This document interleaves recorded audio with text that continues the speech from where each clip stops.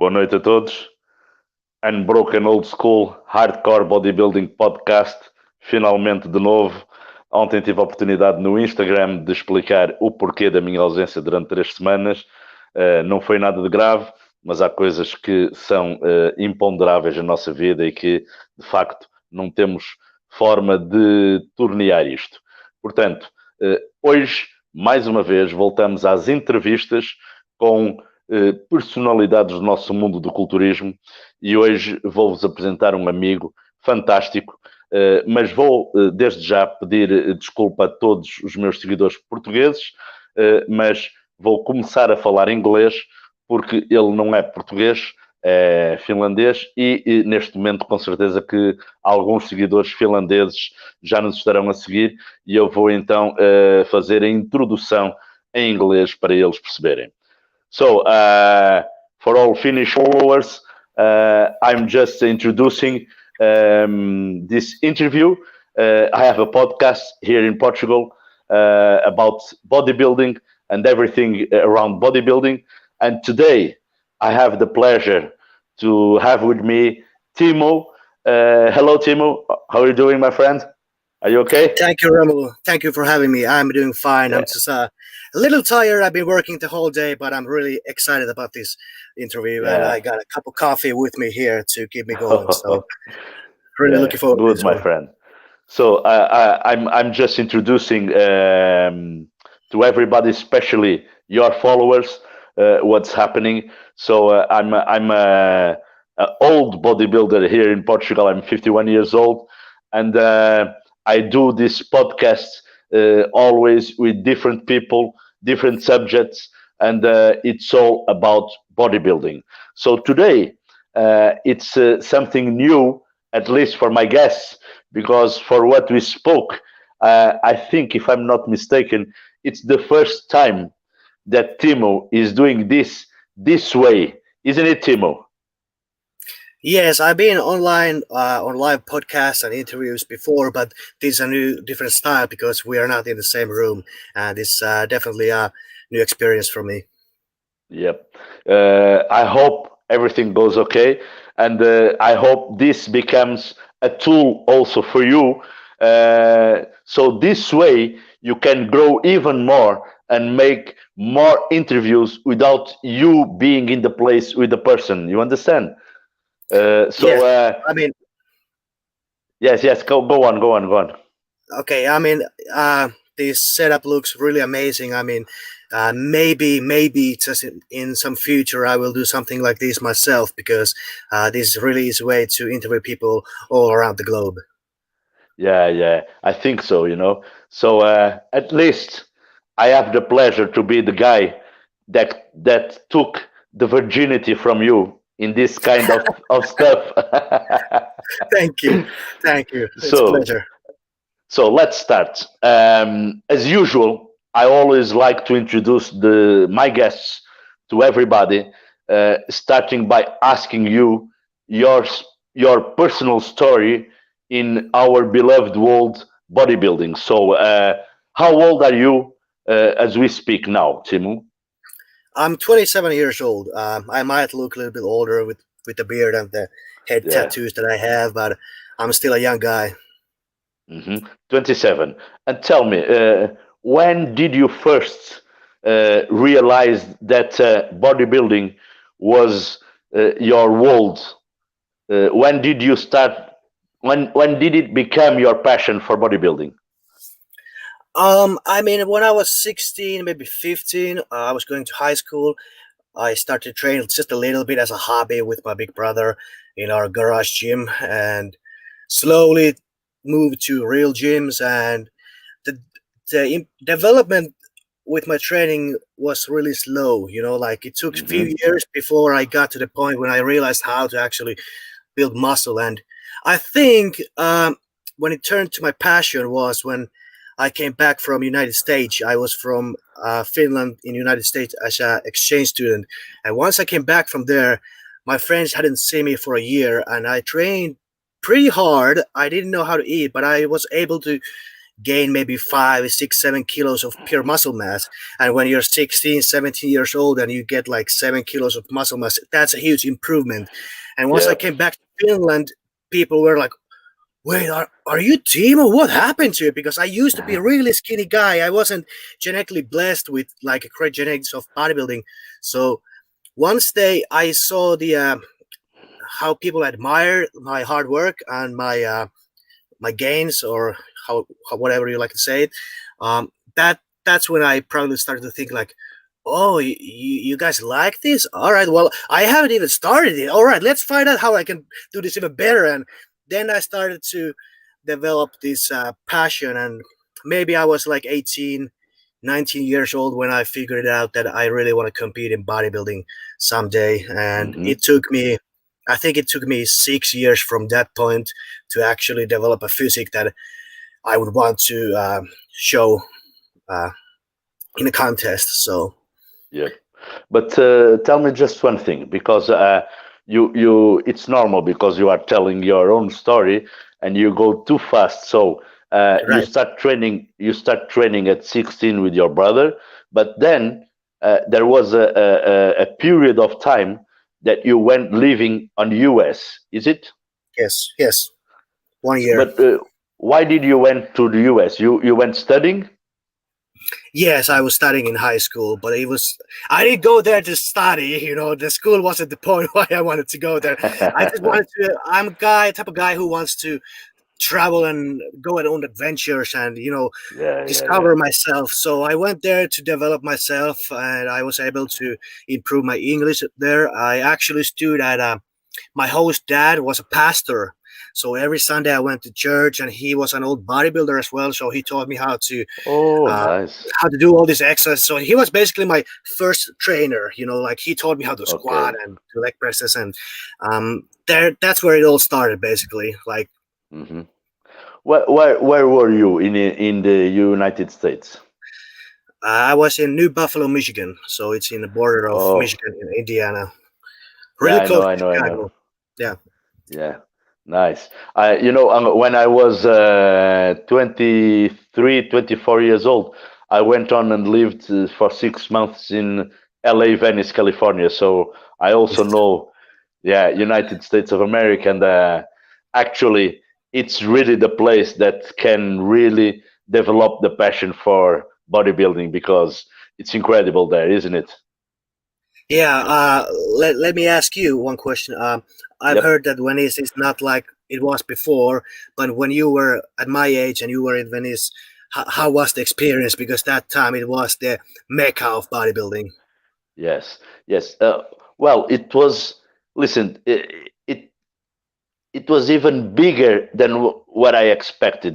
Because how can I say this? Because I think most of our viewers, they are from this generation, and I understand that people with 27, 28, 30 years, it's really difficult for you guys to comprehend a world without internet and mobiles, but at that time there wasn't, so I just knew bodybuilding and the reality of bodybuilding in the US from the magazines, like Flex magazine, Muscular Development, and when I went there, it was really like a hurricane, because suddenly everything was in front of me, and first time I went to Gold's Gym, I wasn't able to train, when I entered Gold Gym, I paid the fee, and then I seated, and when I realized I was seated watching everyone for more than 5 hours, because I couldn't believe what I was seeing, it was like Disneyland. There were so many guys from the magazines, like Greg Titus, Charles Glass, Flex Wheeler, Kevin Lebron. I was like, what the fuck? I can't believe this, it was like a dream come through, and it was one of the biggest experiences in my life. and I really just from watching, it was the first time I realized that you you don't learn every time only from reading.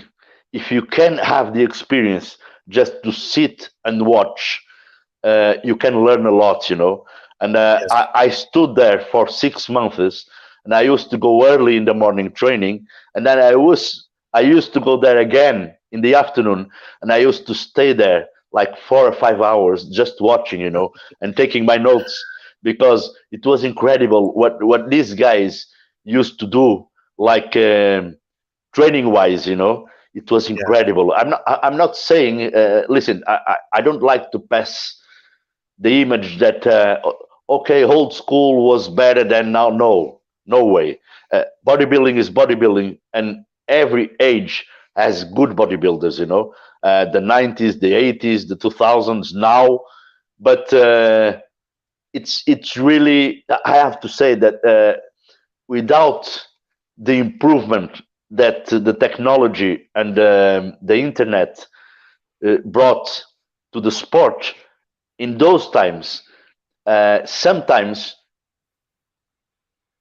even the biggest effort, it wasn't enough, because they always try to do more and more and more, and they kill themselves training, and they Yeah. were genuinely really strong, and they were bodybuilders. They weren't powerlifters, but they were. Listen, Chris Cormier, what the fuck? It was crazy to see this guy training, So it was the great inspiration in my life, and I never looked back again. And since Yeah. then, I've never done anything else but bodybuilding.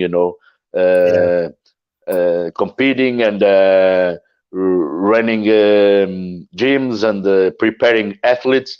This is really what I love, and this is why at this moment we are speaking, because at this moment the internet is a great tool to really spread information and reach people everywhere in the world, but that is one of the things we will speak more in a while, because I know you have a great project, individual project around the globe. But first, I want to know your story from the beginning. So you went to US, and it was the first. It was the beginning of the first step of becoming a bodybuilder. That's it. Yes. And from there, I started to train.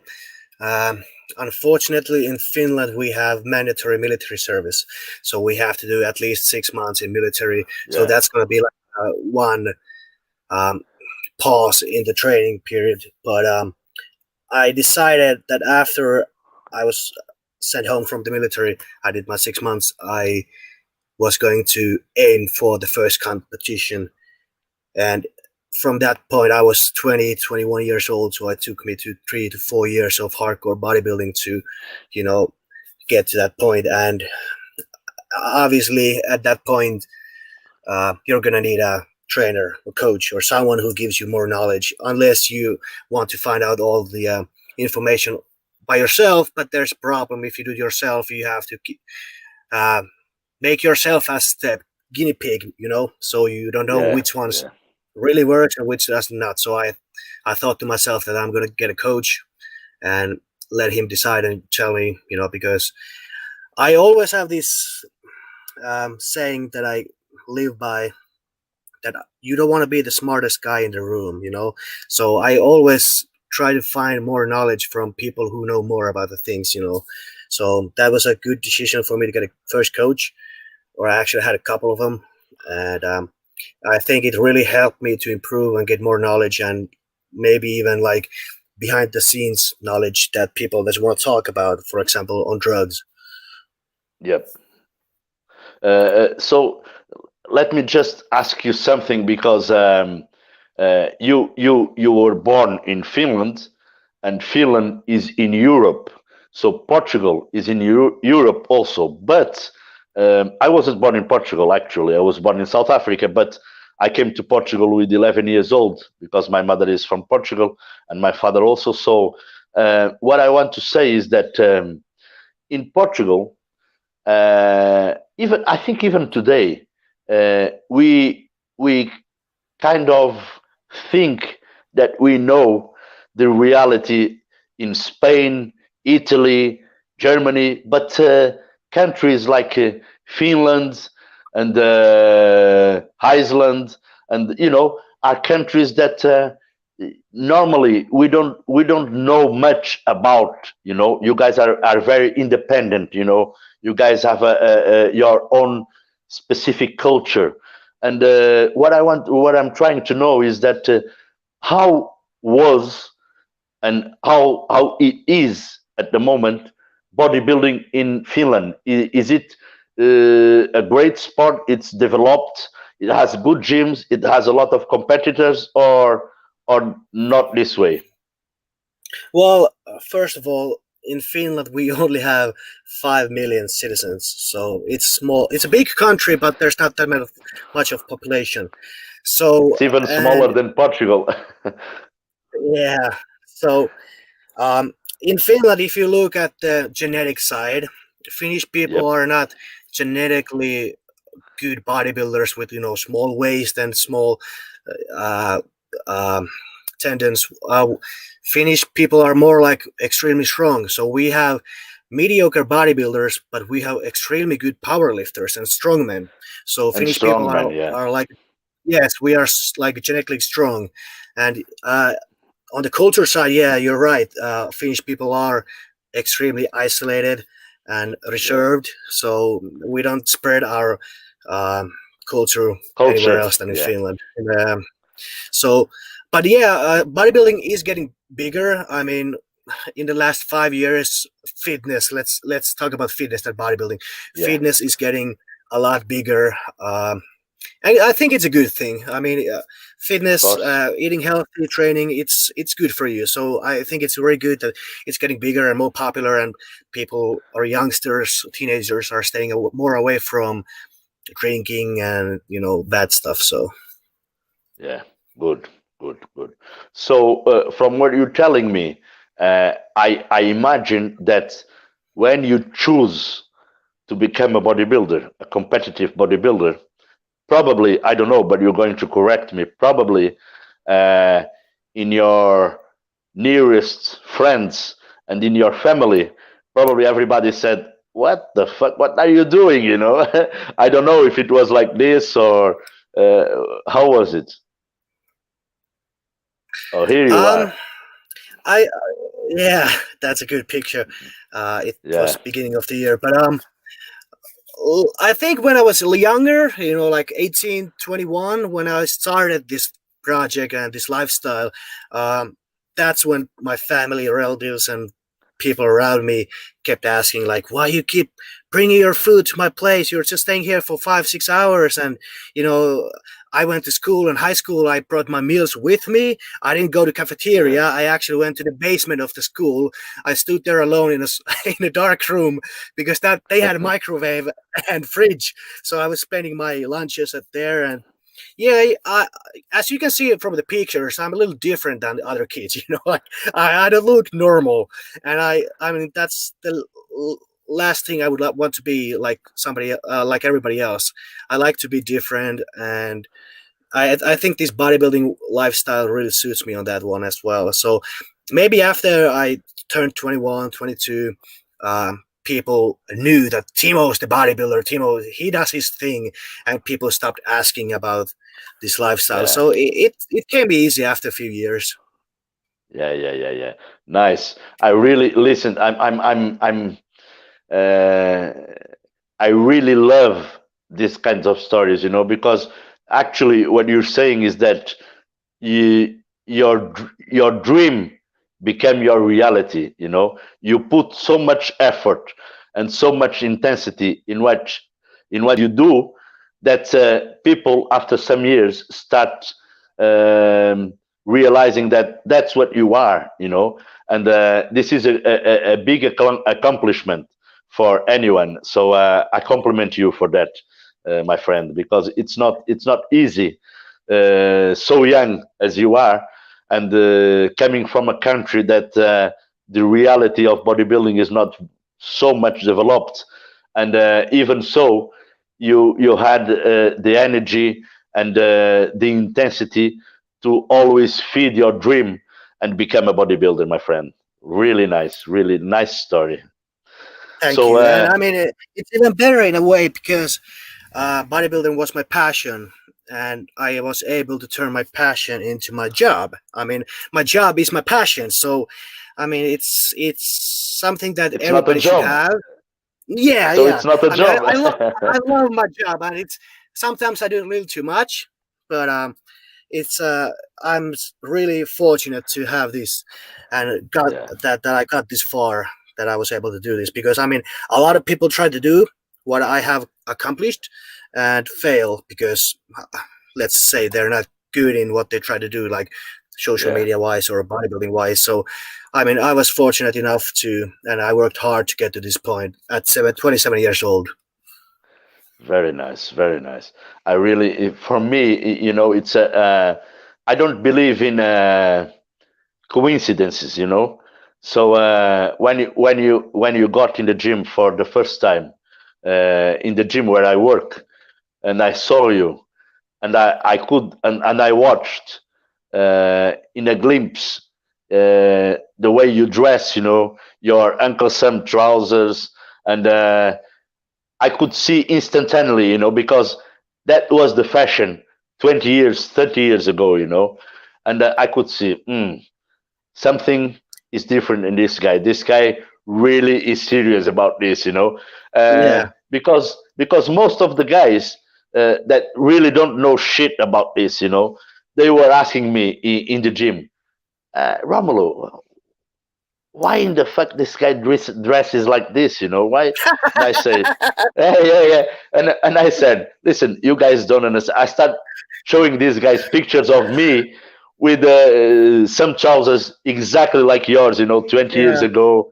And I said, listen, this is bodybuilding, and a bodybuilder will never be uh, well understood by normal people.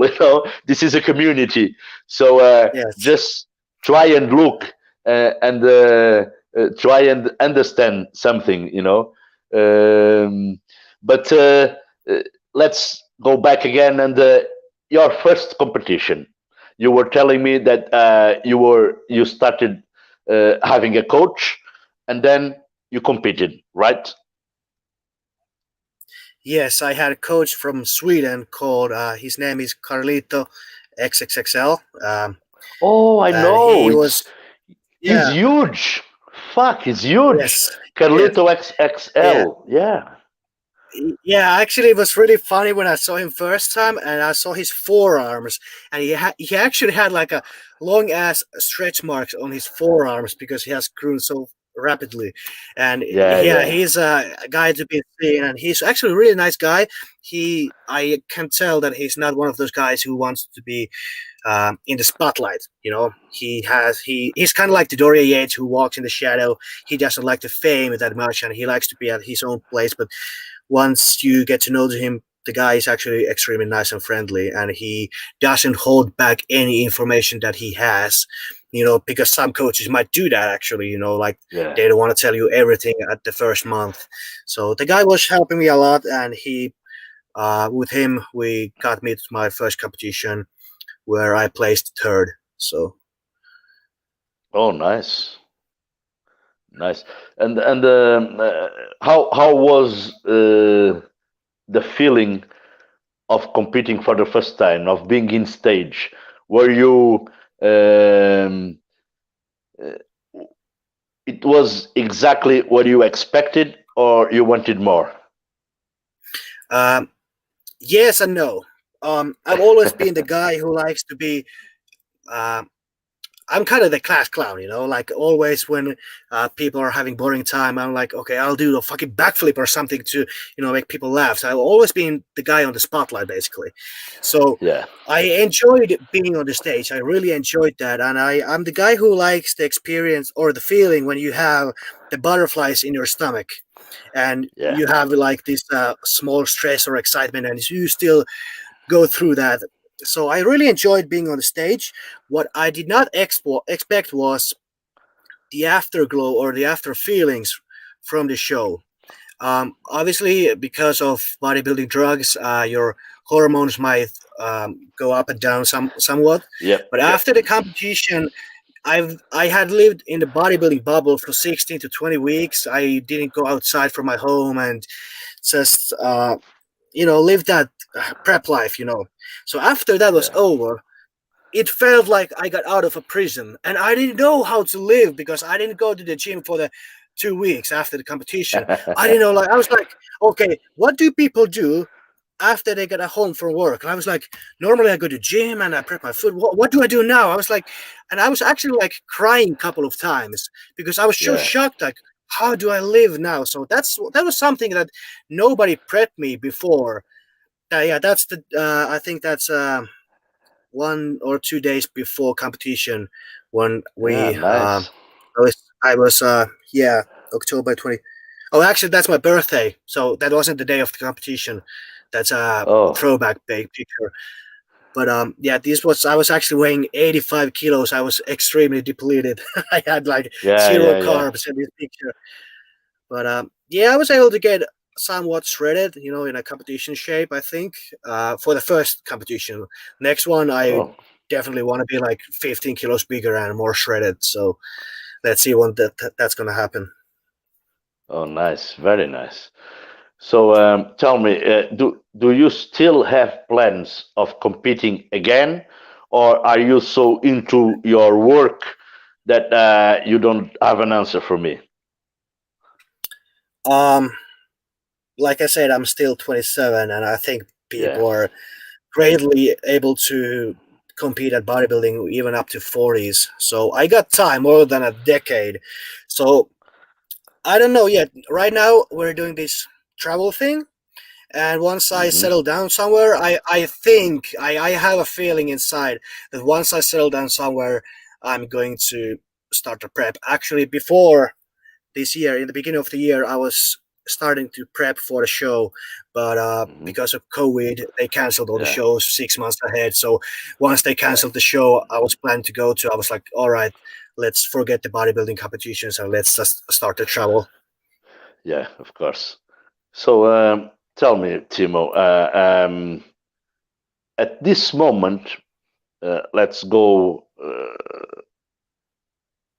Let's start speaking really about your reality now. At this moment, you are living uh, according to your expectations. What I want to say is that you created uh, an objective. You created this around the globe project, and you are living according that that plan. Is it? Yeah, right now, I don't know how I can say this shortly, but basically, what I did, I sold everything that I own: my car, my furniture, I even gave away my clothes, everything that I Hmm. own, and I just packed up my bag and one luggage, and just started to travel. And as the YouTube says, around the globe, that's the goal. I wanna travel all around the globe, or that's like the goal of this trip. And during this trip, I don't know how long this is gonna take. Maybe 1 year, maybe Hmm. 5 years, maybe 10 years. We don't know. But I want to visit all kinds of crazy places, meet different kind of people like Dorian Yates, you for example, connect to Yep. people, create a network, and overall just develop myself and learn things from others. Uncover different cultures and just improve myself basically. So I mean, that's what traveling is at its best basically. So Hmm. um, yeah, and before I left, I actually this is a funny one. I met my girlfriend Melissa, who you saw in the video Yeah. with the pink Yeah. rastas looking goofy. Yeah. I met her 2 months before I decided to leave. and I mean, it was love at the first sight, basically. So I was like, yeah, how would you feel if you sold everything that you have and come with me to travel the planet? And I mean, you can see from the picture that she's not normal like me. She's different. So she was like, "All right, let's do it." She's actually the one behind the camera and behind all this editing. So we're a great team. I'm gonna like the actor of this YouTube series, and she's the cameraman and the edit Mhm. person. So, I mean, we only known each other for 5-6 months, and we just did this enormous life change together. So, Nice. So from let you please stop me at any moment if I don't say exactly what it is. From what I understand, this is not only a plan, but this is a journey, and it's a journey where you are realizing, you are knowing yourself as a person, and you are growing as a person. At the same time, you are growing as a bodybuilder, and you are connecting with bodybuilders all around the world, and you are uh, storing information, knowledge, and good moments, good people. So I think really I have to say I envy you at this moment, because I'm 51 years old. I don't have the age to do that. I have lots of things in stake at this moment, but really I think not with a bad feeling, but with a good feeling. I have a small envy of yourself at this moment, because my friend, you are doing, at least for me, you are doing the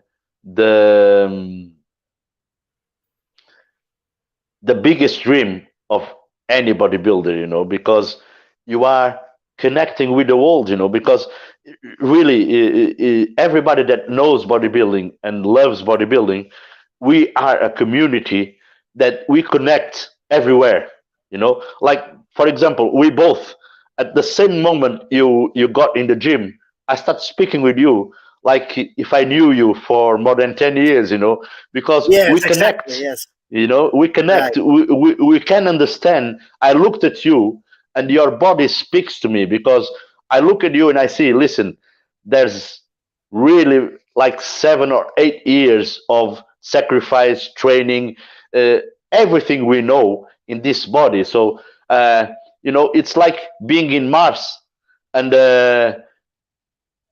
connect with another human being, because in Mars we don't have humans, so I Yes. think this is a connection that only us bodybuilders understand, and you are living this uh, at the moment with the reality of different cultures, different countries, and I think this must be amazing, my friend. It is. I couldn't have said it better. What you just said, and this is definitely a dream coming true. But when you say you have too much in stake, that you couldn't do it yourself, even if you were 27 right now. Um, at the time when I decided to do this trip, I was actually in really bad shape. I uh, I was severely depressed. I was in bad shape in my life. I had Hmm. basically nothing. I just divorced with my ex-wife, and it was. I was in a bad shape. I was like at the bottom of my life. So from there, it was only like uphill. So then this opportunity idea came to me that I am free now. I can do whatever I want. I just started a new life.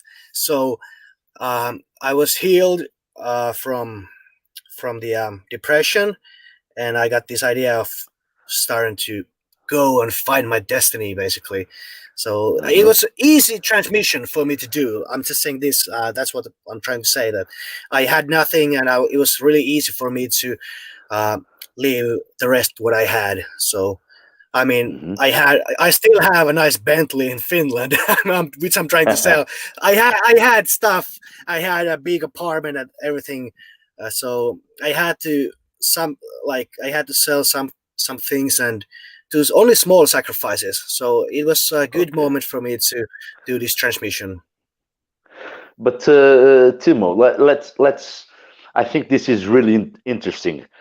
Apart from the personal journey as a human being, this is going to be in the next months or years around the globe. This project it will be recorded in YouTube, and this it will be a great testimony of what our sport is in different cultures and with different mentalities and different methodologies of training and so on. So I don't know if you probably of course that you realized, but uh, for all the people that are listening to us and for the others that are going to listen afterwards, because this is going to be recorded, this is a great opportunity for everybody that sometimes have 1 hour or two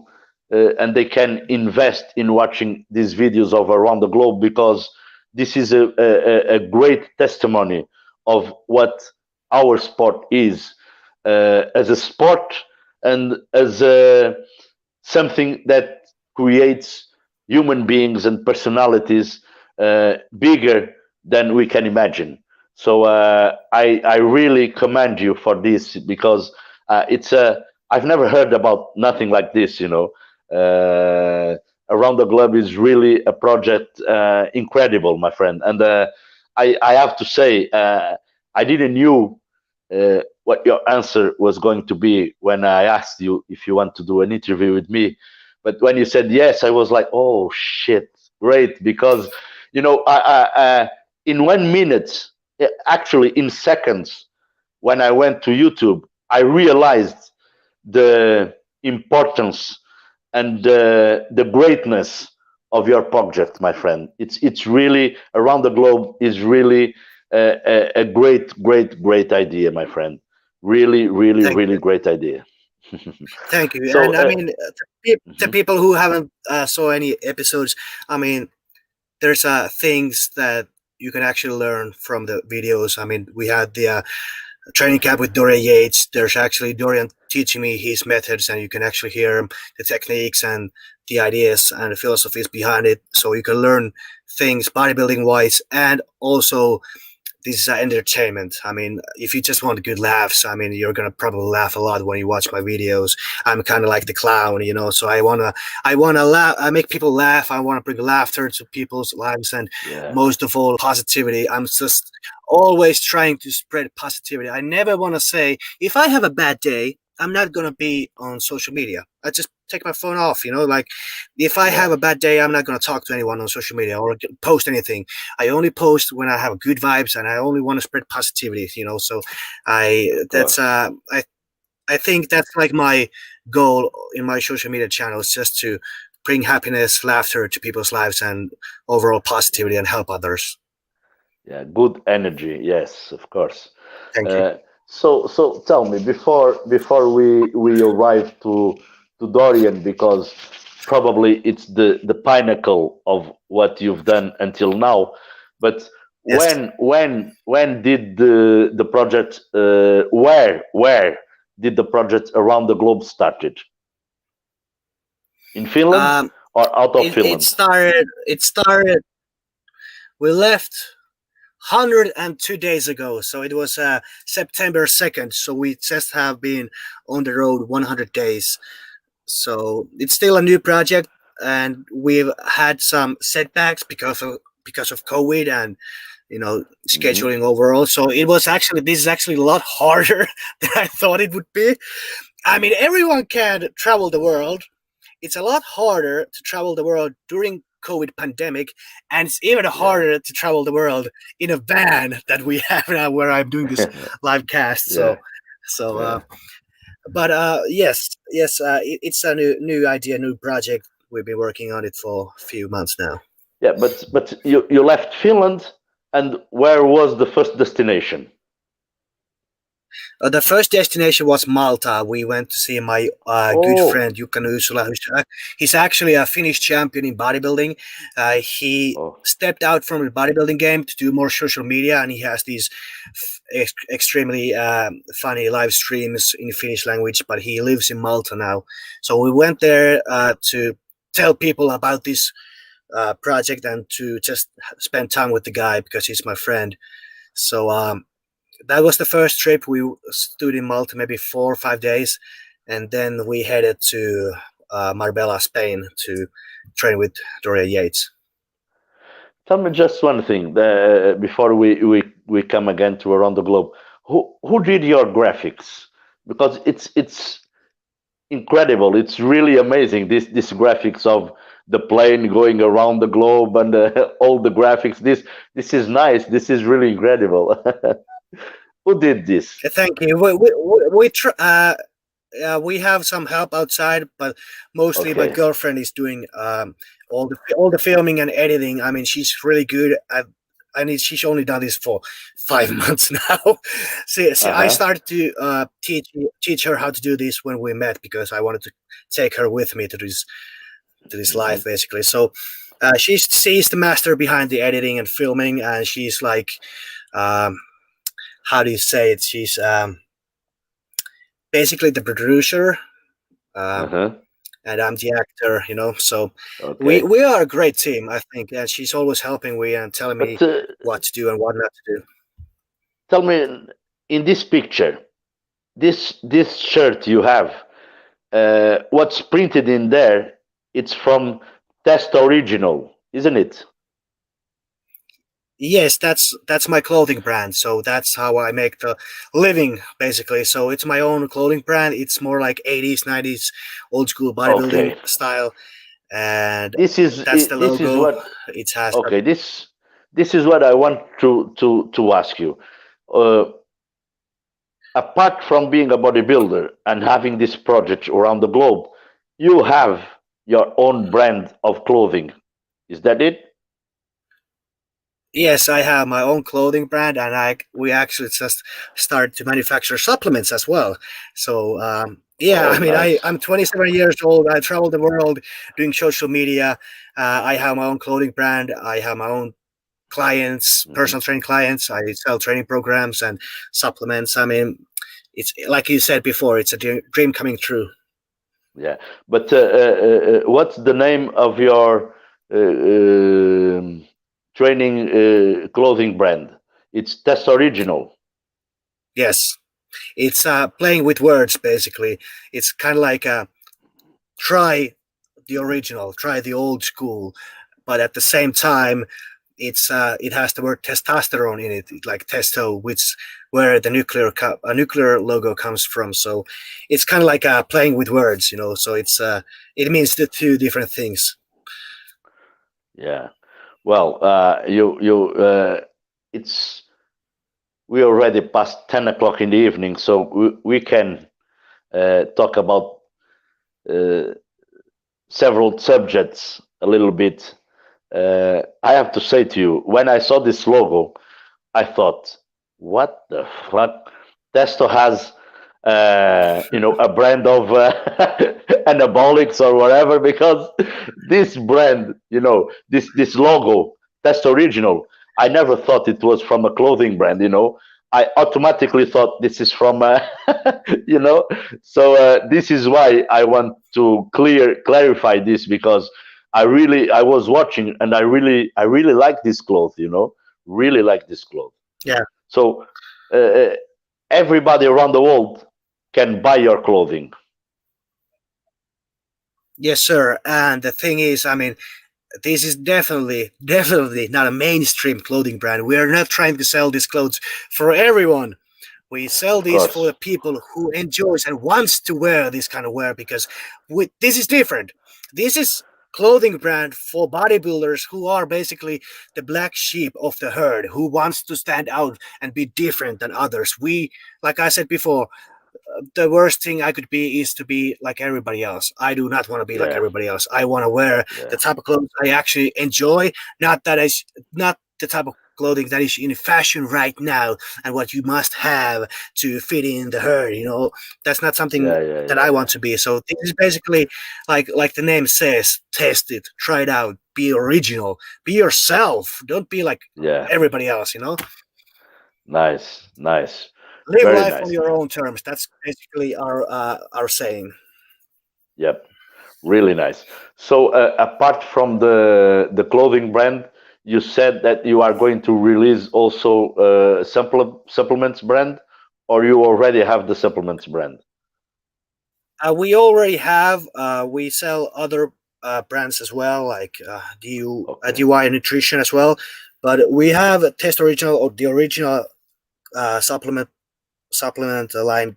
We only have 2 or 3 products now, and we're manufacturing and creating more all the time. So it takes some time to do actually a supplement line. I didn't know how much effort it's going to be. So because you have to try the flavors and find out which one works best. It's a lot of work. So we are creating these products extremely slow and carefully because we want them to be perfect.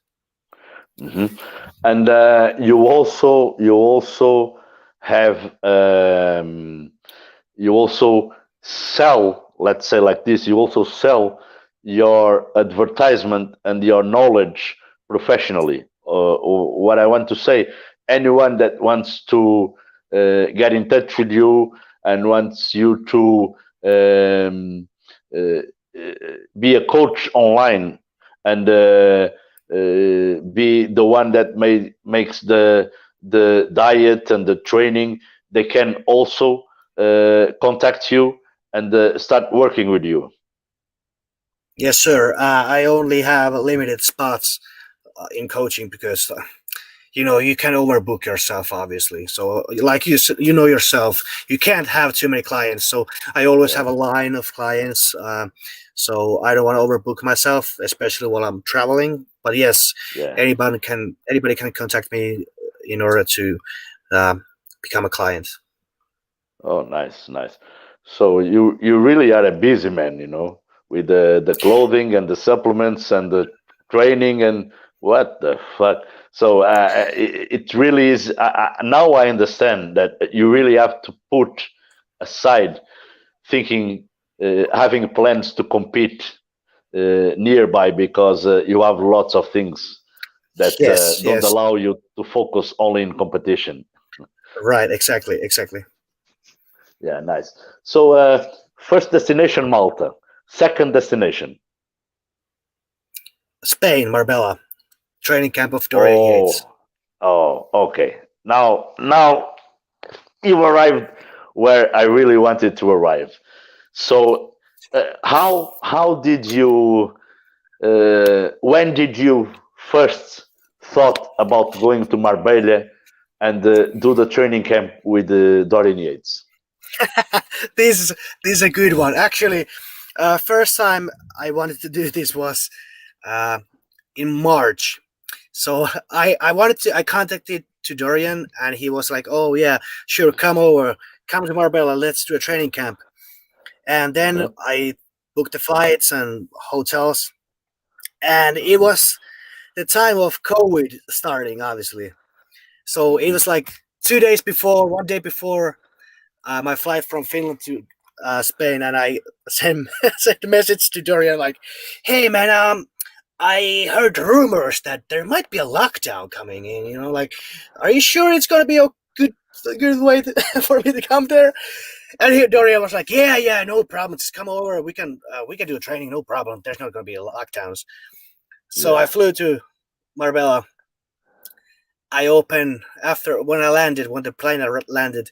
I opened my phone, and the first notification was WhatsApp message from Dorian, and he said, "Oh shit, bling, a lockdown, bling, gyms are closed, bling. Did you actually come here, bling?" I was like, "Fuck!" I take a look at the information table in the airport. I can see my all the fucking flights canceled. I look at my flights, canceled back. My flight back to Finland was canceled. There was a lockdown coming in. Holy shit. I open Google, and it's saying like, yeah, all the hotels are closing, so they're not taking customers in. I'm like, oh shit, am I even able to stay anywhere? Like, I don't have a flight back to home or anything. So luckily, the hotel took me in, and there was like, it's actually extremely creepy to be the only customer in a large hotel. I mean, it's just, you go nuts in there, especially if there's a lockdown and they don't allow you to leave the place. You're staying in a small hotel room for 10 days straight, and there's no one else. And it was a creepy experience. So yeah, I wasn't able to train with Dorian because the lockdown just hit. I was stuck there for 10 or 14 days. I can't remember correctly. And Dorian was nice enough. He contacted me every day. Hey man, you got everything you need, food or weed or anything. Like, he was helping me a lot. And he took me to a cannabis club where we first met, and I was able to spend some time with him. And then the next day he took me to mountain hiking, and then the third day he invited me to his house. So we actually became friends during this first trip in Spain. And he was saying like, hey man, I like you a lot. Just come over back here whenever you want. Just come back when the gyms are open and the lockdown is over. So I spent some time with him. We became friends. We connected.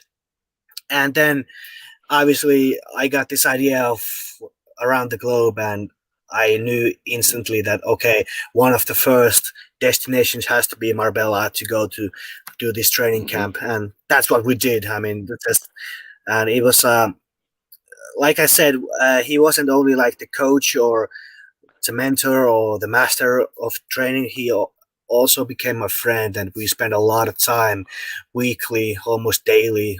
We still talk to each other and call each other and keep us posted. And I met his wife, Gal, as well. She's amazing. And yeah, I mean, Dorian he's a great guy. That was going to be my next question, because as I told you before, I lived in England for 19 months in Nottingham, and during this time I went several times to Birmingham, to Temple Gym, when he was Mr. Olympia. Well, if I went there like 7 or 8 times, I only saw him 2 times, because when he was preparing to compete, he didn't went to the gym, And after he left competition, in '98, I think, I brought him to Portugal, and he stayed here 4 days with me, and he gave a seminar, and then he was gentle enough to be a part of the judges of the contest I was promoting. And well, I was fortunate enough in those times, in the 90s, because this was 98, 99, to know not only the bodybuilder, but the person also, the man. And Dorian, in fact, he is really something else, that's why he was a champion, because not because of his body, of course, that he developed an incredible body, but his mind is something else, and now one thing I want to do, and I will do it in the next year, is to go to Marbella and spend some days with him also, because from what I see by the social net, he has grown to even a better human being, because he's more mature. He left bodybuilding beside him as a competitor, but it will be always with him because it's his expertise. But he grow a lot as a human being, and he really is one of these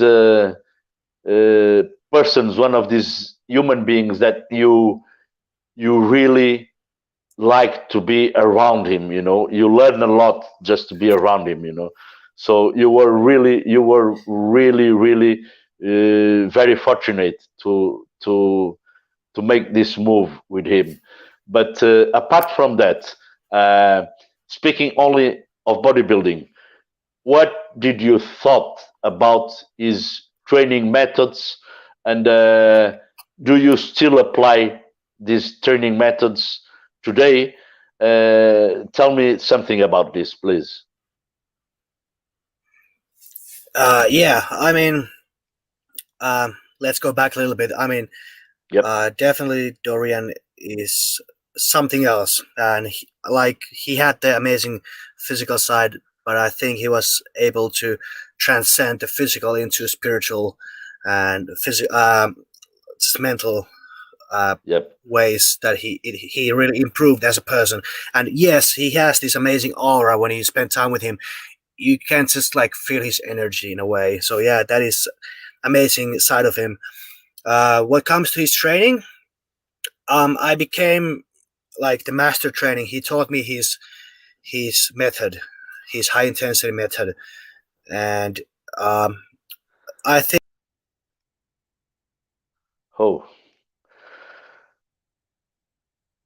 it seems that we lost um, Timo, but you know this is normal. This is what happens. Here we have Timo again. This is what happens when we are live yeah, 100%. So you were speaking about Dorian. yes. The point of the training camp was to uh, train me the method of high intensity of Dorian Yates. And I became the master trainer of this method. He taught me. I had actually even a, reading guide, which was like 80 pages long. And I had test at, uh, in the last day that I had to pass in order to get the certificate to train others this method. And I'm still doing it daily. Right now, I'm not able to train because I'm stuck in Portugal with this stupid lockdown. But um, like I wasn't able to go to the gym today because everything closed at 1 p.m. But Yeah. I with this training method, I was able to get to the next level in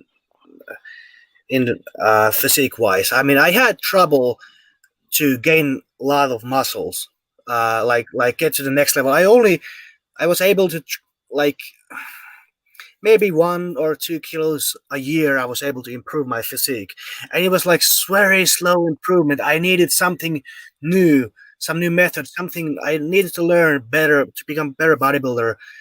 I was just like missing knowledge basically. So Hmm. after I went to Spain, I learned this new method. I was able to put a lot of muscle in like 2 months. I improved in 10 weeks so much. I mean, more than I had improved in the 2 years. I mean, that just proved me that this method is extremely powerful in order to make muscle mass. But as you know yourself, it's not easy way. I mean, Yeah.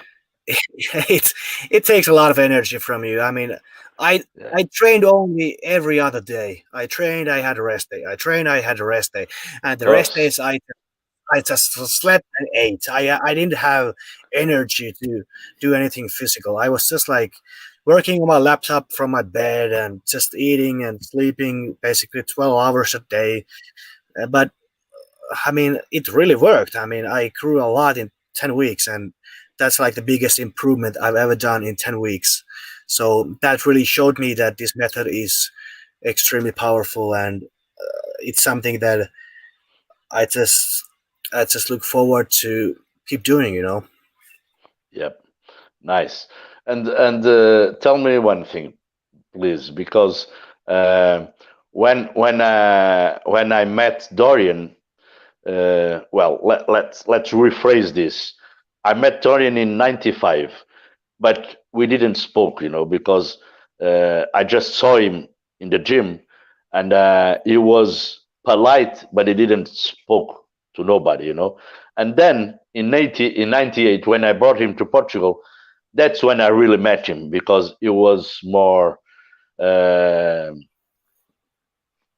easygoing, you know. He spoke more. He left competition, and he told me that if he could change something, it would be the intensity of training in the 2 months before the competitions, because the fat percentage was really low, but he still kept training with all the intensity, you know, and he was really strong. And this is why he got so many, you know, problems with the triceps and biceps, and you know, Yes, yes, and now, like almost 20 years after, you had the opportunity to do his training camp and follow his methods. What did he? What do you think? Does he passes this message to train with intensity, but not all the time with all the intensity? What do you yes, have to say yes, about yes. this? Yes, he actually told me the same thing what you just said, Yeah, that he trained too heavy in the last 2 months, and it was unnecessary, and he kind of like over dieted, worked too much yeah, because he was in shape already, and he kept training too hard, and that just puts too much stress in his body. He said to myself that if he slowed down or took down a little bit of the intensity in the yeah, last 1 or 2 months, he would have been a lot better on the stage, which sounds insane because he was yeah, it was already perfect. But I mean, he yeah, would have had better physique if he had the knowledge, which he only has now. So yes, he did pass that to me, and he also said that just take more time off training. Just take, sometimes if you feel like, just take a week off and let your body recover from everything, because your central nervous system takes a lot longer to recover than just your muscles, and your tendons and joints need sometimes extra time to recover from all the heavy lifting. yeah, So he was passing this knowledge as well. He was saying just sometimes take time to recover, just some extra time, because you're not going to lose any muscle if you take some time off, and if even if you do, you're able to get it back extremely fast with the muscle memory. So yeah, I mean, I think he really passed all the knowledge that he had from bodybuilding and the spiritual side, because yeah. he didn't just tell me how to build myself physically. He also told me how to, you know, strengthen my mental and spiritual side as well. Hmm. Nice. Um, and tell me something. It's very easy as long as we speak that actually your journey, you are in a journey to gather information. You know, you are seeking information. You are completing yourself. Actually, you are in the next years. You are going to be, if you are lucky enough to keep going, and I hope so, you are going to become an encyclopedia of information. You know, because Yes, yes, you are really going after information. So I don't know if you are going to feel comfortable or not about the next subject, but as we are speaking about bodybuilding and competitive bodybuilding, uh, of course that people like Dorian are an incredible um,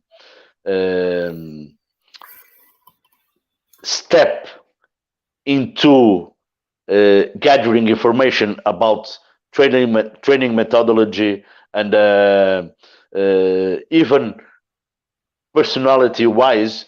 But let's not forget that this is a sport that in the competitive side, we know that the chemicals are used, okay? And I speak by myself.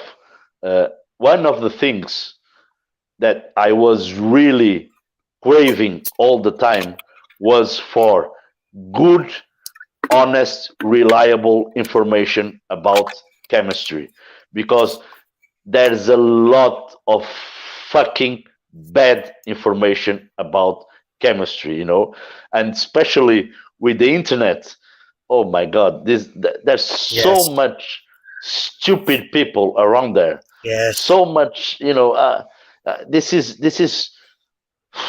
is toxic, and Yes. so uh, do you want to speak a little bit about that? What's your?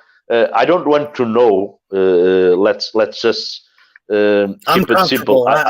I talk about it. I Okay. don't hide it. I mean, I don't want you to speak about your own personal experience, because I really respect this a lot. You will never find a video in internet from Dorian, or from Flex, or from Kevin, or from Jay Cutler speaking about what they take, what they took, because they have the greatest respect for the sport. And we all know they took, but they don't speak about this freely, because they know if they speak, all these young kids next day are going to buy everything they are saying, and they are start taking, So it's there's really a big compromise about wanting to talk, and at the same time you don't want to influence in a negative way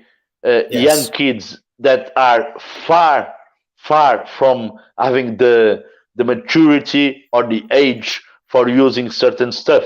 So I don't want you to speak about your own personal experience. I just want you to speak about generally what you think about the use, and what you think from your own information. How do you see this part of our sport at this moment in this young generation? Yeah, that's a good question actually.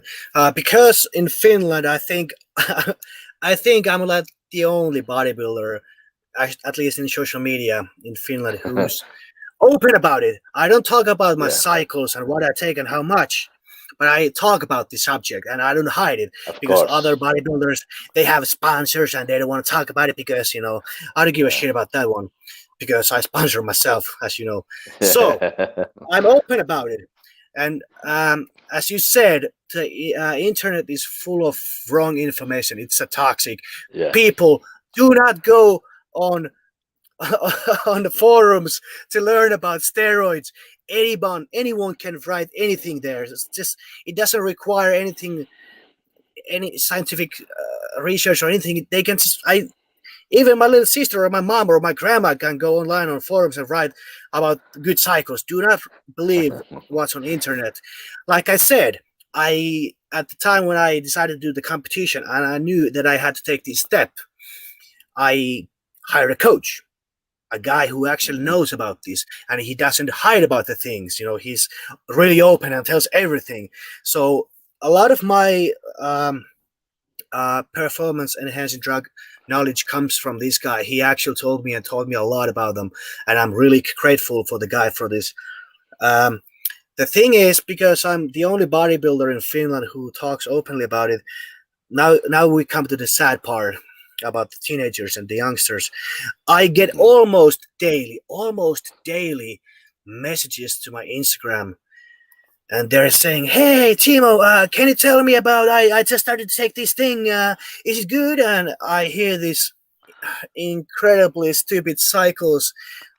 Young kids starting from Yeah. taking high amounts of trembolone or only deca cycles and like extremely stupid stuff. And I just tell the guy, like the kids, like, "Hey, all right, have you done any research about the possible side effects?" And they say, Yeah. "Oh, what do you mean?" Like, well, first of all, your testosterone production might shut down. You might never get kids after your first cycle. You might lose that. I mean, and like the answers from these people are like, "Oh, really? Oh shit, I didn't know about that." And it just proves that these people takes these drugs with zero knowledge. They eat these pills and injections. They take them like fucking Skittles. They have they don't do any research. They just take it because they think it's cool, or they want more attention, or I don't know. They probably think that they're going to get a lot of ladies if they take steroids, and then they get muscles or something like this. So they have extremely wrong intentions to take these drugs, because I don't recommend this to anyone. If I see extremely genetically blessed natural bodybuilder who's already done few shows, I might actually say to this guy, hey, you're pretty amazing, you have a great physique, have you ever thought about stepping things up a notch? In this kind of situation, I would just maybe recommend doing this. In other cases, no, because like I said before on this show, I was able to transform my life into something else. And let's be honest, making this decision to step things up a notch really helped me on that. Maybe, just maybe, I would never be sitting on this podcast if I never took the stuff. So Of course. for me, it worked really well, and I was smart enough to hire a coach and to learn how to do this healthy way. I have zero health downsides. Basically, I'm perfectly healthy, and I've learned a great way to do this correctly. But and when people wants to ask me about, like you said, I don't need to talk about my own cycles, I really don't like to do that either, because I've hired coaches. I've even had Skype sessions with like top bodybuilders in the world. I've paid thousands and thousands of euros to get this knowledge, to know how to do this correctly. So yeah, I want to be selfish enough not to pass this knowledge freely. I just pass it to I only pass it to my clients and people and to my close friends who I really want to pass this knowledge. Exactly. And if I did a YouTube video where I would explain all this, I think too many young kids would start taking them because they think it's cool, or they have wrong intentions.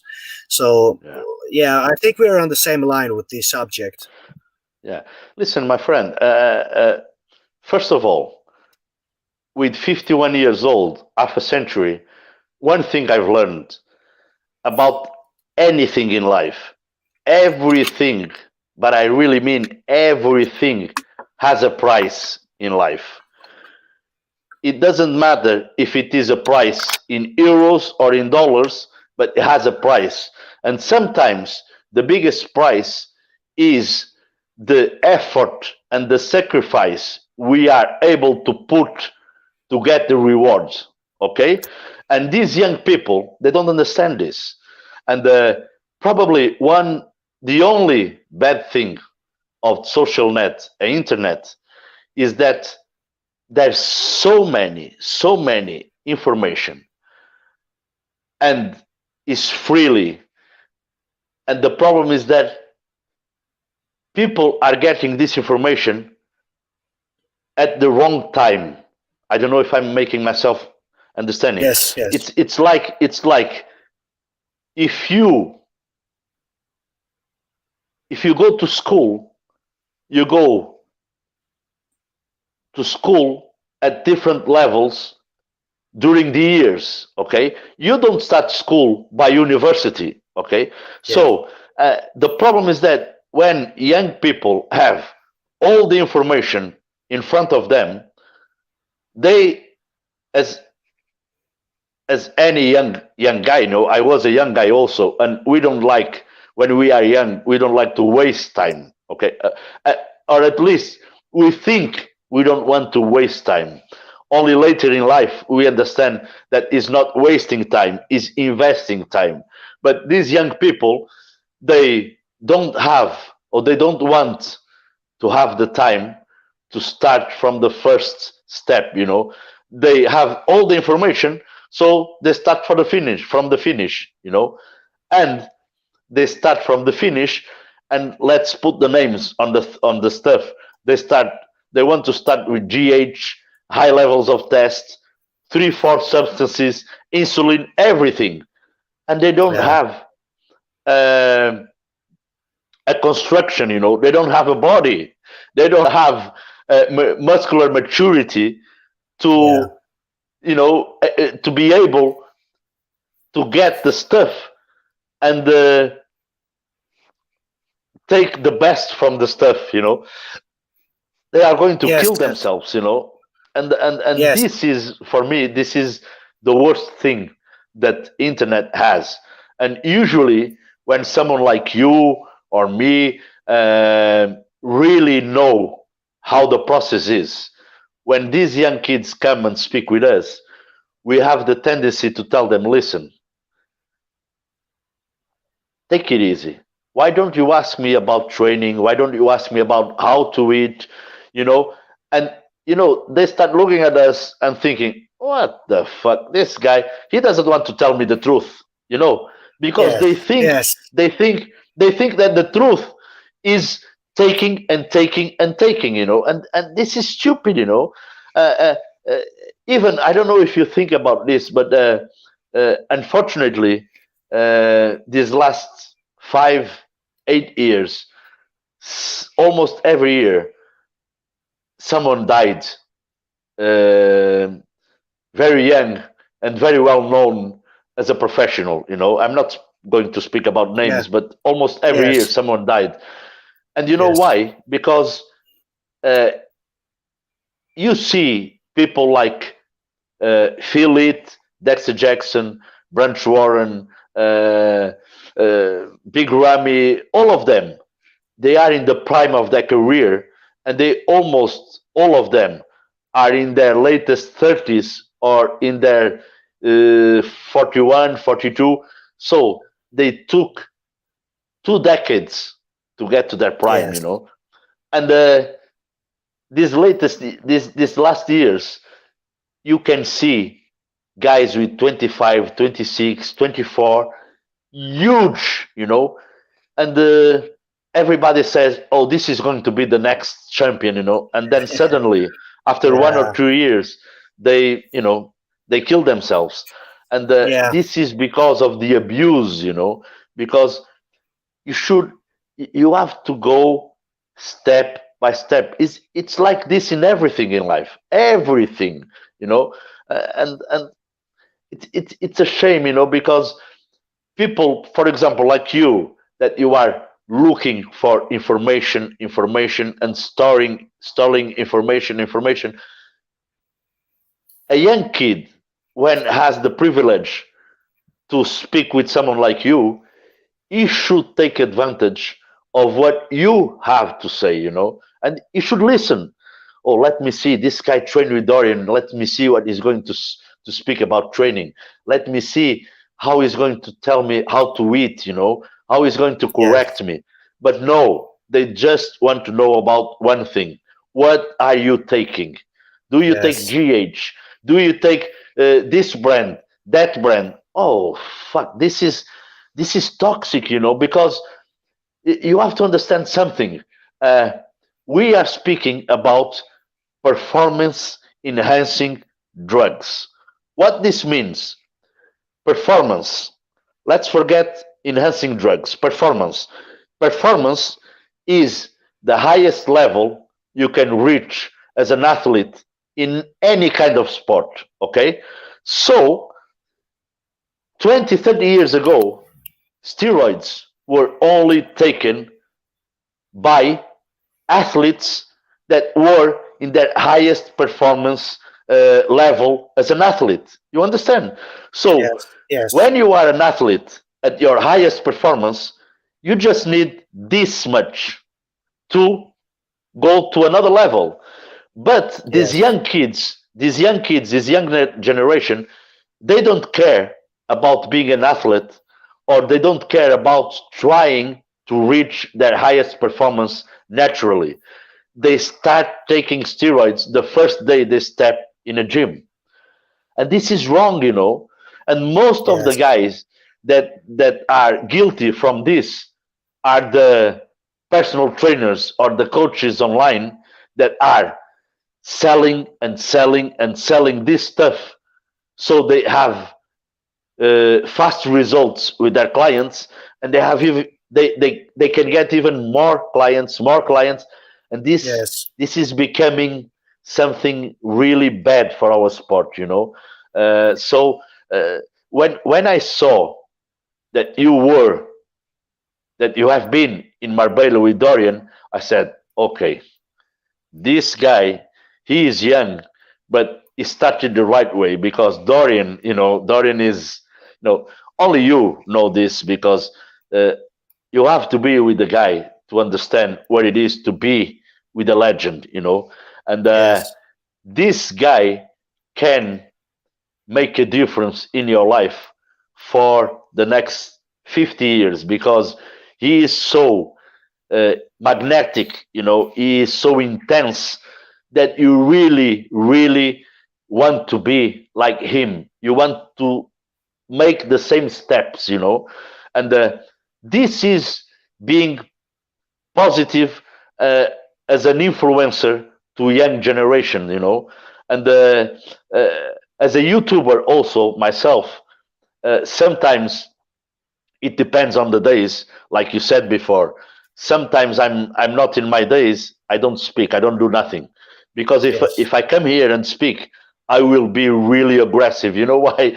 Because I really I really get mad with these guys that are spreading a bad energy and the wrong idea about our sport.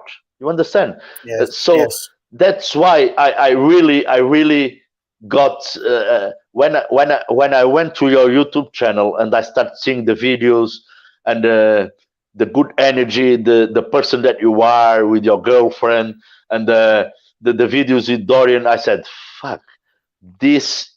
I really, why didn't I think about this? Because this is really, really a nice project, and I hope that you keep doing this for the next years, and I really believe that soon, soon, uh, you will start being talked all around, and this is going to be heard, and it's because of these kinds of uh, attitudes, like you have these kinds of projects, that it's still good to be in this profession and in this sport, because we still have very good people in this business also, not bad people, uh, Yes. but and it is necessary, to make uh, an equilibrium with the bad vibes and the good vibes, and I'm really excited to be interviewing you, because I forget that uh, you are old enough to be my son, and I think I'm speaking about, but I forget this, because it Yeah. seems that I'm speaking with someone with my age, because you are so mature, and the fact that you reach for Dorian, I can see when you go to the gym, I can see your attitude training, and you are really serious about you are doing, all every repetition. Uh, Even your girlfriend, oh my God, Melissa, you you destroyed Melissa in the gym, and it's really nice, because it I spend like 10, 12 hours a day in the gym, and most of my clients are normal people, and they some of them they just want to speak, a little bit, and they just want to relax, and I understand this, and okay, it's this profession is like this, but when I have the pleasure to be in the same room with someone that is really taking seriously that hour in the gym, I get pumped. Yeah. Sometimes I'm training someone, but I'm watching what you're doing with Melissa, and I'm like, fuck, I used to be like this, and this is I like to see this, because Yes. it's a question of personality. You know, some people just go to the gym to spend a good moment to relax, and this is good also. But some people like you go to the gym as a commitment. You know, you know what you want from that hour, and you give all of yourself to what you want. And this for me is being a bodybuilder. You know, it doesn't matter if you compete or if you don't compete, but every time you step in the gym and you give 110%, you're a bodybuilder. You know, because we are the only people in the world as sport wise that we have a very thin relation with pain several times a day, you know, because every set, every repetition, we have to go through pain and above pain, you know, and this gives us a mental attitude that most of the people don't have, you know, and it's very easy for me to recognize this, and it's really nice to be in the gym with you, my friend. Really nice. Yeah, I mean, what you're saying is basically whatever you do in life. Let's say you have a job, or in this case, it's bodybuilding. When you enter to the gym, you have an intention why you go there. Hmm. For someone, they want to have social connection with someone. They go there for a hobby or just spend some time. And for me, the intention is bodybuilding, evolving. And since I have the intention, I must have the plan to go there. And the plan is the method, the heavy training, going to the dark side of your head and just pushing through Yeah, all the pain barriers. So, yeah, I mean, and I can see myself as well. When you train your clients, you have this passion as a trainer and coach, and you just it's great to see the intensity you have as well on your clients. And I mean, this this energy, I can feel the energy, same kind of energy from you, and it really pumps us up yeah, too with Melissa. I mean, I mean, like I said, I just it's always great to surround yourself with people like you. So yeah, I of really feel course. comfortable giving 110% in your gym and in the Yeah, place, because when we train with Melissa and we do heavy hack squats, we might have to say a few fuck words in Finnish, or we might scream a little bit and make noise because we're in that pain barrier. But I mean, we feel so comfortable doing that and doing this in your gym. And I mean, I'm not kissing your ass or anything, but I have to say that your gym is probably top two, top three gyms I've ever been at. I mean, it's just amazing. I really love yeah, it. I mean, the equipment, you got like a lot of hammer strength, and it's just yeah, amazing gym, amazing gym. yeah, yeah, yeah. You know, actually, s- someone told me a few years ago, 3 years ago, we opened the gym like 4.5 years ago, and the first year, a guy from Spain came and spent some holidays in Porto, and he went to the gym. He was a competitor, and he told me, "Listen, uh, he just spoke with me after 3 or 4 days of going to the gym, and he said, "Listen, can I ask something? Can I speak with you?" And I said, "Yeah, of course." And he said, "Listen, I live in Valencia, but I've lived in England, I've lived in Italy, I know all the community of bodybuilding all around Europe, and I must say, I want to say something to you.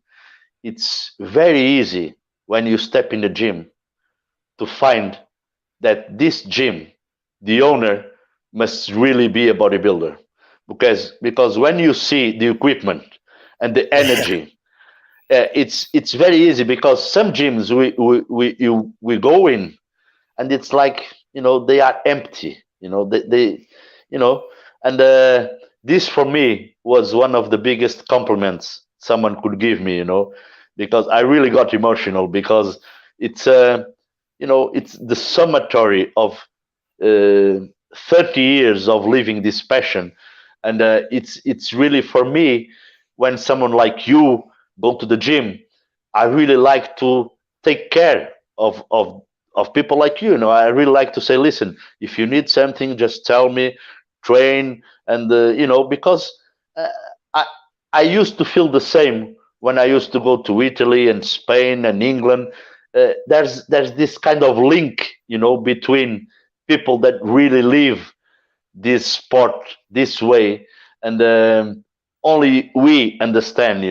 For example, sometimes you are training Melissa or you are training yourself, and some of my clients, I have all kinds of clients. I have chefs from restaurants, I have lawyers, I have doctors, and nice people, normal people.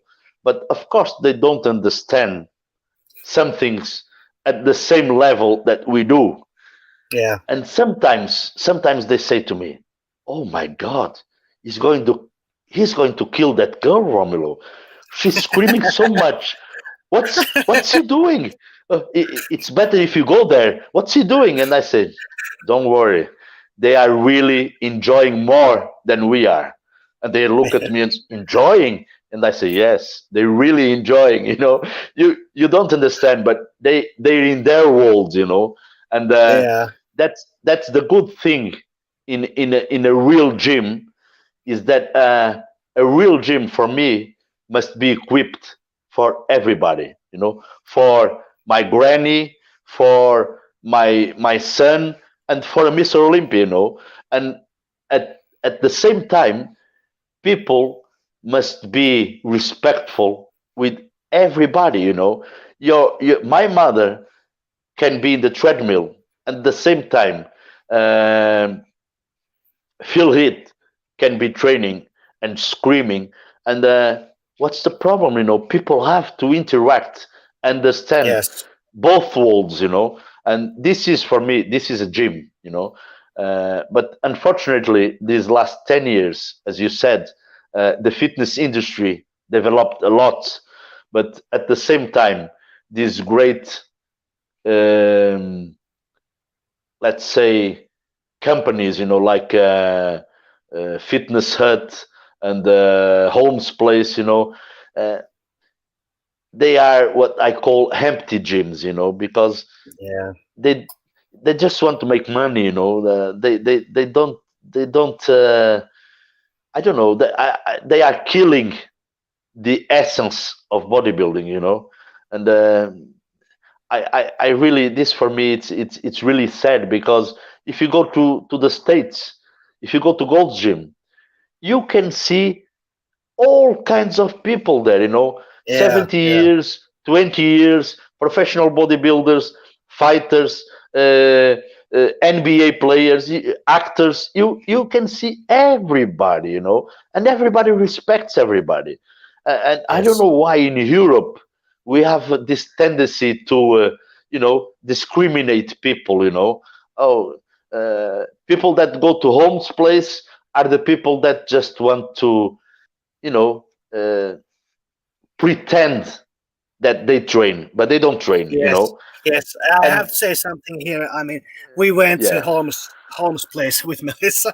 I mean, Oh yeah, shit. yeah, yeah. Oh shit, definitely. Oh shit, that's the best way to say this. I mean, that was like, oh shit, they didn't like us. I mean, we knew exactly that.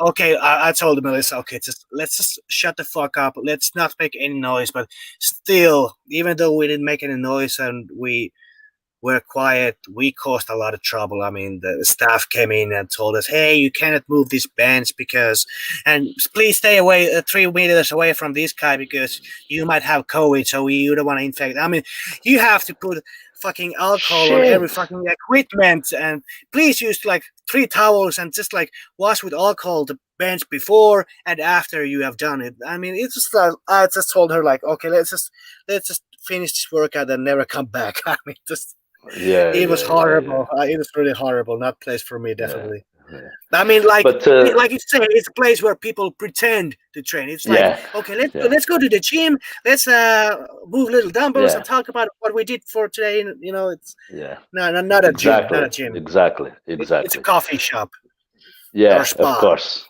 definitely. But tell me something, if you can.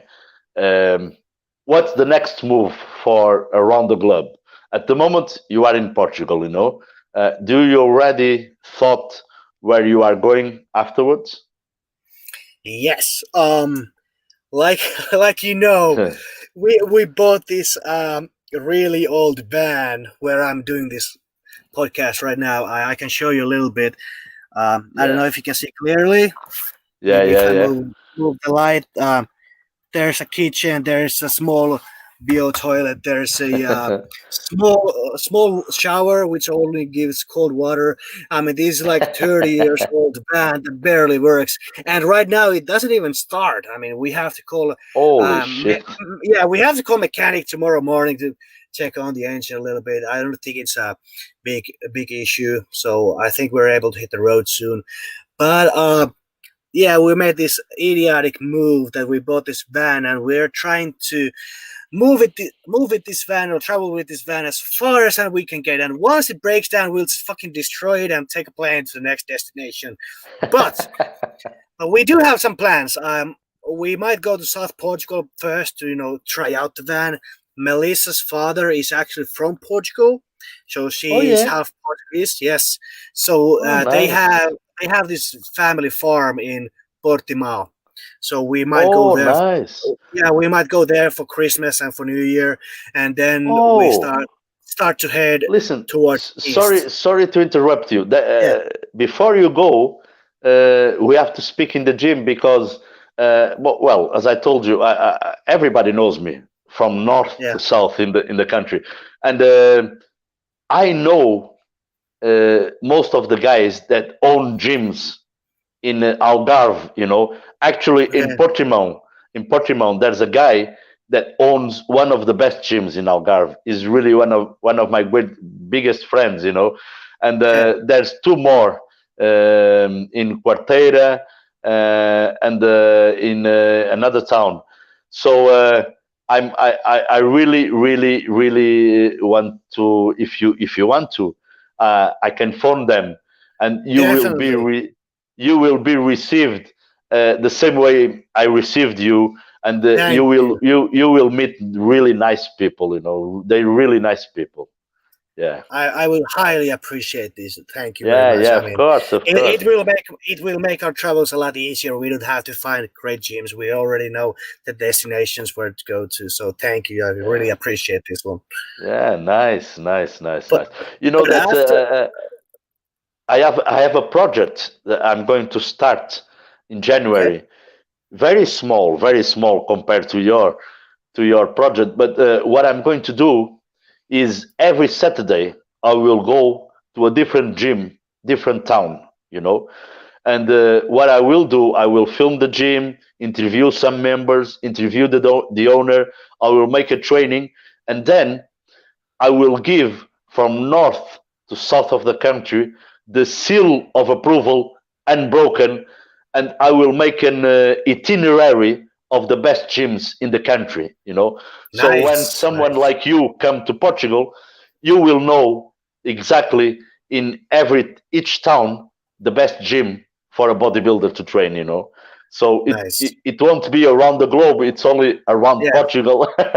But I think it's something I want to do, and it's something that nobody has done before here in Portugal, and I think it will be interesting.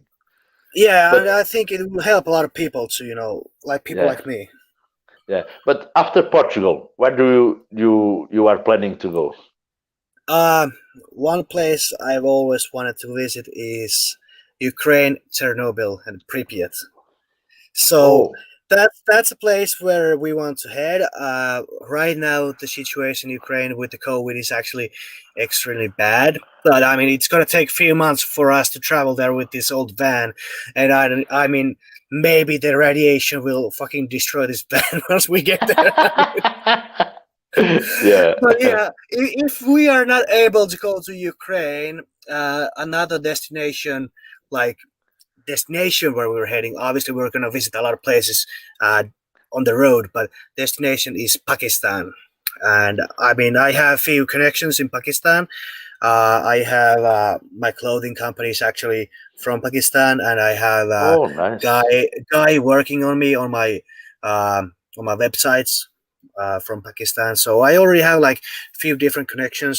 So and Pakistan, I've heard a lot about it. I've actually read and watched some videos about it. I've heard that north of Pakistan is extremely beautiful. I mean, the mountains Oh, and nice. everything there. It's like there's a lot of nature beauty.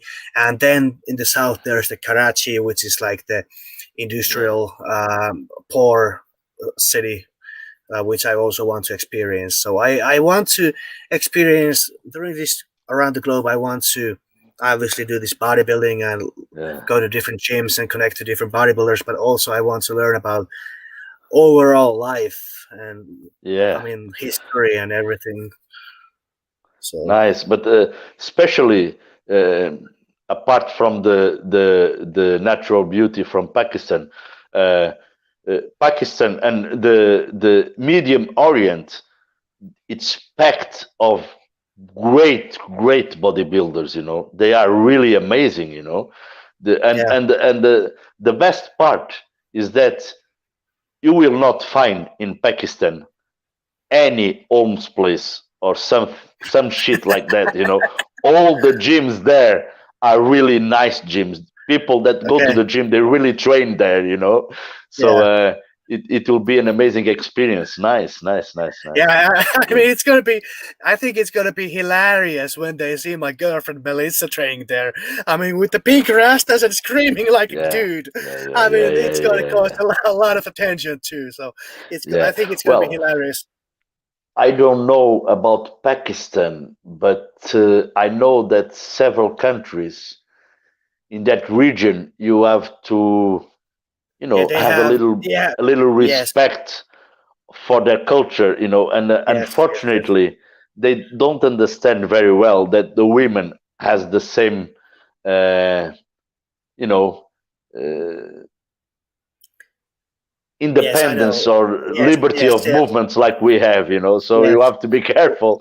Yes. Well, Yes. I mean, one thing I must say, the first step that Melissa takes in Pakistan and they see a woman with pink hair, they will get crazy. She will be in all newspapers there. Because it's not normal. They don't they it it will be yeah. something to speak about in Pakistan. Yeah, I mean, with my contact said that because if we are lucky enough that this van doesn't break and we're able to Yeah, drive all the way to Pakistan, we have to go through Iran.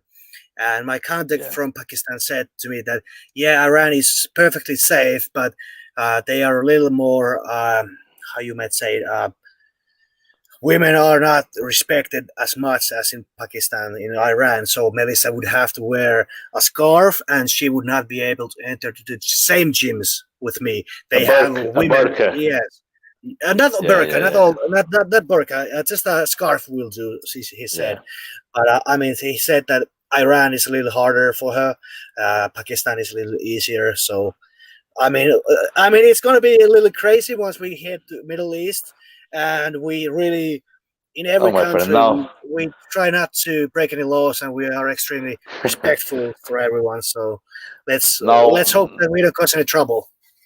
now you are getting me worried. Because I, I don't think you should do that. I have to say this direct. I think you should go by plane, and I wouldn't be brave enough to go through Iran with your van because I was born in South Africa, so I know what it is to be in a country where the mentality is really tough, and Yeah, it's in their culture, and they are really very sensitive about some things, and sometimes well, let's hope everything goes okay. Let's hope everything goes yeah. okay. But Well, I don't I think my think you band should. is going to make it all the way there, anyway. So Yeah, yeah. Well, one thing I'm just going to left this in the air. I don't know if you yeah, ever thought about this, but if I was in your steps, you have all the globe to think about going, But one of the places I would like to go with this project around the globe, if I was you, at this moment, it would be Brazil, yes, because that's on the map. Yes, bodybuilding is really, really high in Brazil at the moment. There's a lot of bodybuilders, competitors stepping on the pro stage that they are really doing good at this moment. The category wellness, it's going through the roofs. This Yeah. year, for example, next week it will be Mr. Olympia, and the wellness will be there for the first time. The category, and Yes. even with Rafael Brandão and Eduardo Correa, they it's a good reality. I would like to go there if I was you. And as a guy with the age of your father, I would be more relaxed if you would go to Brazil instead of Pakistan or Iran. Yes. Brazil is one of the places I look most during this Yeah. travel. But we still the original plan is to head east and travel the globe towards east. We're going to spend a lot of time in Asia. Okay. I want to go to Japan, and then I think we're going to skip United States, unfortunately, but we don't know yet. Let's see what destiny brings us. But after Asia, we're going to. Maybe Peru, Mexico, Jamaica, and then towards Brazil. So, and after that, we might come back to Europe. That's like the original plan. But I really look forward Brazil because Gal, Dorian's wife, is from Brazil, and she told us so many places, and she's going to help us a lot as well. The Brazil just looks amazing, and I know the bodybuilding is huge there as well. So that's like one of the places I really look most. Nice, my friend. Listen, we are speaking almost for 2 hours now, so let's not keep this too long because we will start having viewers because people have to go to bed. So I will leave you the privilege to say the last words in this interview. For me, I would like to thank you for letting me have the opportunity to interview you. I really, really, really am very impressed with your project, and I will be one of your followers. I am already from Around the Globe project. It's something really amazing. And I hope I will make my part. I hope that we will keep in touch for the next years, and I want you to say the last words about something that you think it would create an impact in this young generation that are listening to us and that probably are going to listen when they go to my channel, this interview. I would like you to leave us with your last words about what do you think that a young kid today that want one day to be a Timo or a Romulo or a Dorian Yates, what do you think they should start doing mentally, physically, and what they must program themselves to do the next years so they can really achieve a result? Okay, before we get to that, I really want to thank you, Romulo, for having me, and really, the way you took me in the gym in the first minutes, it was amazing. Like we said earlier, I felt a connection towards you immediately. I saw the positivity in your face, and I felt like, oh, this is a guy I can trust, and I like to talk to you. And I just like we started workout, but we took like 15-minute break just because I wanted to hear your voice and hear your saying, and you told us stories about your life, and it's just I really enjoyed that And I mean, we're gonna see each other next week in the gym, obviously. So, Of course. but message to the young kids. I mean, I'm just like we said earlier. I'm just 27 years old, and I'm not a Jesus. I don't know how to live this life perfectly. I'm not an I'm not an idol or an angel. You know, I'm not. Uh, but what I can say is, like the saying goes on my clothing company, live life on your own terms. If you're a youngster, you live this life for yourself. If your mother or father or teacher or whoever tells you that you have to become a doctor or a dentist or a fucking astronaut, if that's something that you don't want to do, don't do it. Just decide what you want to do with your life, how you can enjoy the most of it, and then you have the intention, you have the goal, then start to create a plan how you will get there. Find who's the best person to teach you how to get there, how you can develop yourself, and most of all, take time. Don't be the guy who wants to have everything now or tomorrow. Just take time. Like we said earlier, it's going to take decades to develop a physique if you want to be a bodybuilder. If you want to become a millionaire, it's not going to happen overnight unless you won in a lottery. I mean, just take time, enjoy the journey towards the goal. That's Yeah. basically the best thing I can say for anyone. And most of all, stay positive. Just stay in positive way. If you have negative friends or negative energy around you, step away from that. Just stick to the positive and always look the positive side about everything. Glass half full, you know. That's just stay positive. Life is what you make out of it. Yeah. You know what? I'm going just to finish as I always finish all my podcasts, all my directs in Instagram, but this time I'm going to do it in English so you can understand. This is my trademark, and this is every time the way I finish. Uh, be friends to everybody, and please don't lose the passion for bodybuilding. Love bodybuilding. Okay, my friend. Thank you. Timo, I hope to see you tomorrow in the gym. If you need something because of the van, just call me. If I can help you in any way, you can count with me.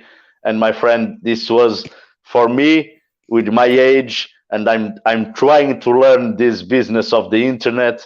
It this is exactly what I say to most of my students. Even with 51 years old, I'm always learning every day, and the most intriguing thing for me is that I keep learning from people much younger than me, like you, and this is a privilege to me. So thank you very much for your friendship. Um, the most famous bodybuilder in Finland, yeah. So for me, it was an honor to interview you, and I know deep in my heart that this is the the beginning of a big friendship with a lot of respect and with the same passion. And I'm this kind of person. I won't let you go. I will be in contact with you, Great. and I really want to be in contact with you because this is the way I feel alive, and I can learn more. Because you are full of energy with 27 years old, and I know that you can uh, spread some of that energy to me, and you can teach me a lot with this stuff of the internet that I'm starting to take my first step. So I will keep this friendship, and my friend, as I said before, I hope to see you tomorrow. And everybody from Finland, thank you very much to be with us today. And please uh, don't let the passion for bodybuilding to go down. Please love bodybuilding, learn with bodybuilding to be a better person. Timo, my friend, see you tomorrow. Thank you very much. I really appreciate it. Have a good night. Bye bye, my friend. Bye. So this was my first interview with Timo. I say my first because I know deep in my heart that I will keep doing some interviews with Timo. Probably, if he doesn't mind, once a month, I would like to be in touch with him directly with everybody so that we all can be a part of this journey around the globe, not only in his YouTube channel, but also in my YouTube channel. And this way you can see how two people, different ages, got in touch, and a friendship can turn as a vehicle to learn and grow as a human being. So this is all for now. As I said before, don't lose the passion for bodybuilding. Be friends to everybody, and peace.